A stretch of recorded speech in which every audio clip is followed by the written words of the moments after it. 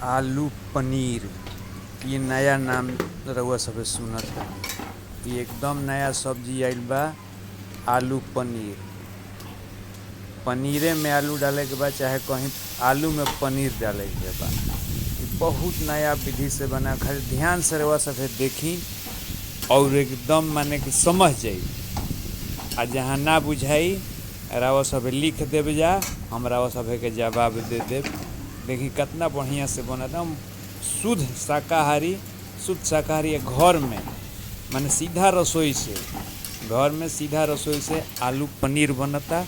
एकरा देखी जा और आनंद ली जा, और बन जाता तो अगला वीडियो में और एगो नया विधि से बताई।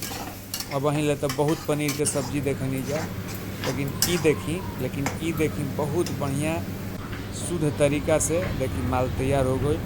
माल एकदम तैयार हो गई। अब थरिया में जाए खातिर ये तैयार बा, एकदम तैयार बा। ये हो गई अब गर्मा गरम